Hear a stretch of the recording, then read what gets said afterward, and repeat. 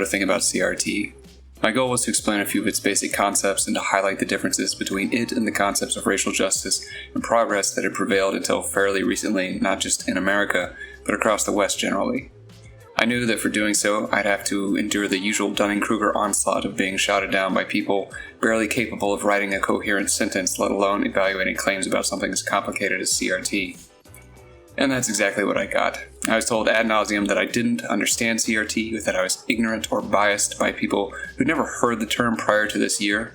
One of the real problems with modern discourse is that people have an emotional barrier to believing that there are other people walking around in the world who simply know much, much more than them. And yes, they all have the stock boilerplate description lifted from Wikipedia or some similar source. Quote, CRT is a framework for examining how laws can reinforce disparate and racist outcomes for minorities in America. But the devil is in the details, and when one begins asking, and exactly how does CRT accomplish that? What are some of the implications drawn from CRT? What are some of its core assumptions? That's when you're met with crickets. This is a little like someone telling you that they understand calculus because they can rattle off that calculus is the mathematical study of continuous change. Like, how though, you ask? Can you do calculus? Oh, no way. Not at all. Not in the slightest. I barely passed geometry. Let me make myself clear. Giving a description of something isn't the same thing as understanding it. In fact, understanding the thing is a prerequisite for even knowing whether or not any given description is accurate. So let's take some more steps towards a better understanding of CRT. Here are a couple more critical misconceptions that people have about critical race theory. Number 1, CRT is a super complex and arcane legal theory that isn't taught anywhere except in high-level law classes that non-lawyers couldn't possibly understand, especially if they're conservative, and therefore, CRT can't possibly be in grade school education. Or number 2, CRT is merely a continuation of the civil rights movements of the 1960s and 70s and does not represent any serious departure from that movement's goals and principles. Now, I won't pretend that CRT is easy. This shit isn't Harry Potter, and so if Harry Potter is the ceiling for your reading comprehension, then yeah, you're gonna have some difficulty with CRT, or really any serious book written by adults for adults. However, my ceiling is Kierkegaard, Foucault, Adorno, Nietzsche, etc., and believe me, CRT is easier by a wide margin, and that's when I'm talking CRT proper, at its most convoluted and obscure. This obscurity is actually by design, as it turns out, a fact which was admitted by Stephen Eric Bronner in his Critical Theory: A Very Short Introduction.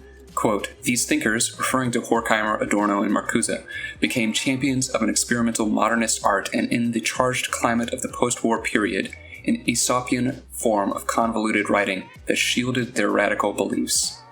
Bronner, however, is a deeply biased source in favor of the left.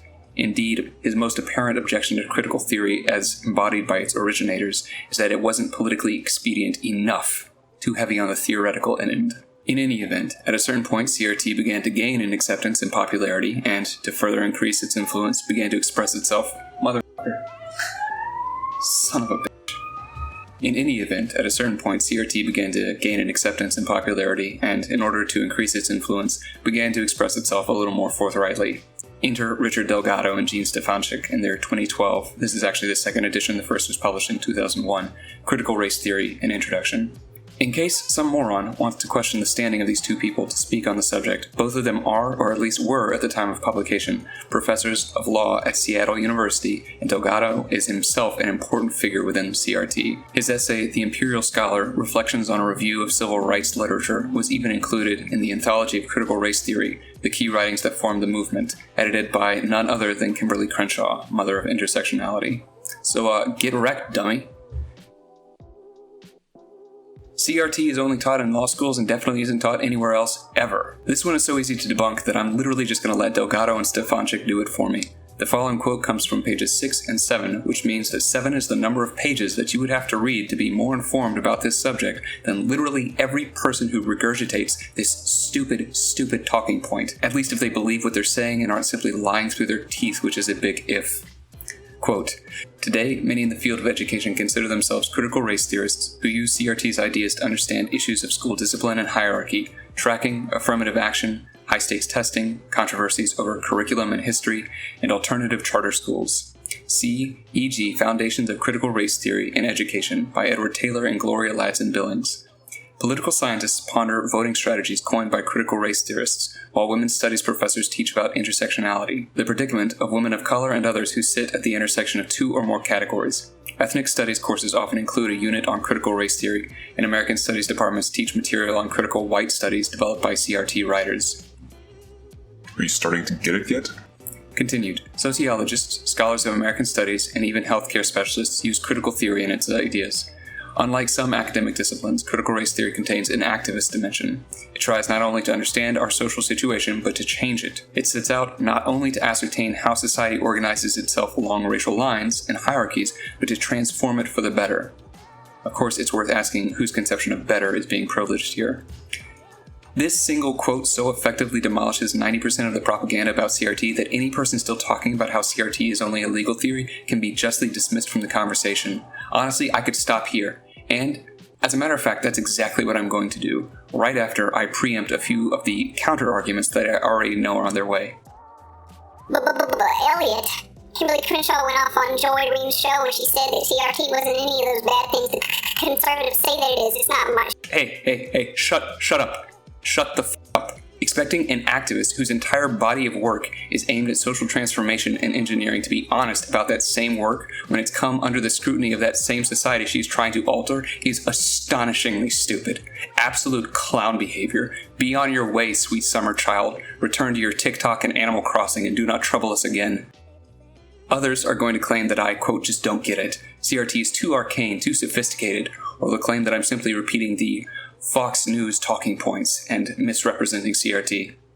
Which is to say that you can make the exact same factual claims about CRT, but if you represent it as a bad thing, you're misrepresenting it. If, on the other hand, you consider it a good thing, you're representing it accurately. Get very familiar with this concept. We call it the moral parallax, and I'll be saying more about it someday. They'll say I'm projecting my biases, and the CRT doesn't actually mean any of the things that I say it means. There are two kinds of people that make this argument. Those who do understand CRT and know that they are being duplicitous, and those who know not a goddamn thing and are too mired in Dunning-Kruger to understand even that. One of the salient features of how our media works is that it provides its consumers with the illusion that they are informed. Marcuse himself noted this in the chapter The Closing of the Universe of Discourse in One-Dimensional Man.